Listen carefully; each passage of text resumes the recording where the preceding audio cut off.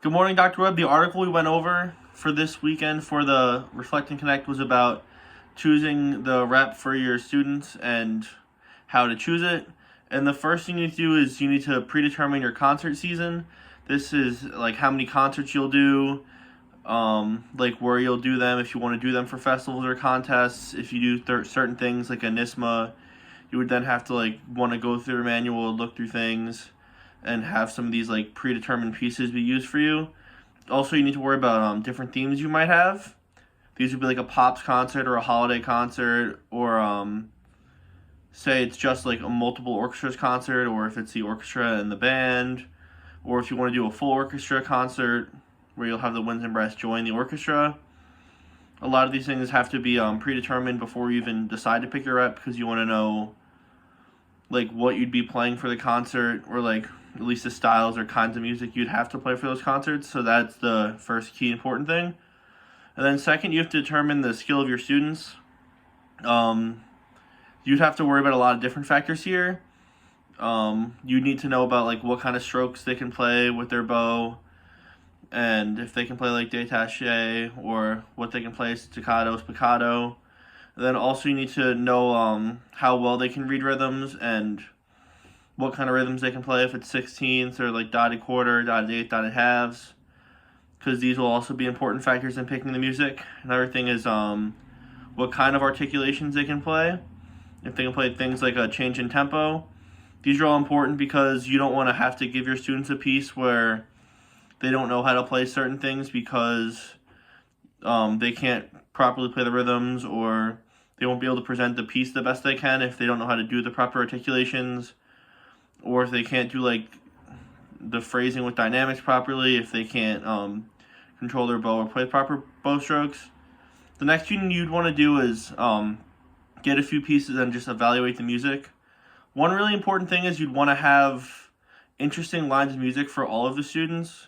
You wouldn't just want the violins to have the melody and then the basses and cellos just be playing whole notes and half notes the whole time. This would cause the students to get bored more easily in class. So you definitely want to focus on having the melody, or at least a pretty interesting part for every student in it. You also want to make sure the tempo is appropriate and the students will be able to play the piece at tempo so they could play it well and really show how they can play the piece. Also, another really important thing is to look at the key to make sure the students can play the key. A lot of the times this will be if they know the scale or keys they've worked on in class. You wouldn't want to just give them a foreign key for notes they'd have to basically learn on the fly almost, where they would be very difficult for them to play and make the music play well.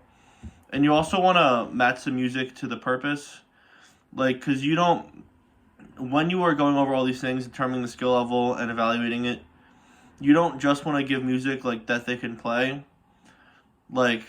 first immediately, right? Because you'd want to give these students room to grow, and you can introduce certain topics to them. But the biggest thing is balancing whether you give them something way too difficult where it's almost impossible to learn. So you do want these things to allow them to develop more technically and build up these skills instead of having them just play pieces that are easy for them. Because also choosing a piece that would be too easy for them could also then lead to them becoming bored and being more distracted and not enjoying their time in orchestra. So doing things like that, but then also making sure all the students can play the piece, they can build up to the level of being able to play the piece. But also you do want to make sure you match the theme in the concert.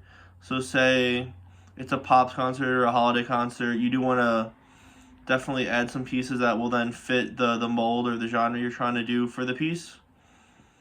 So overall, I think this article was pretty useful.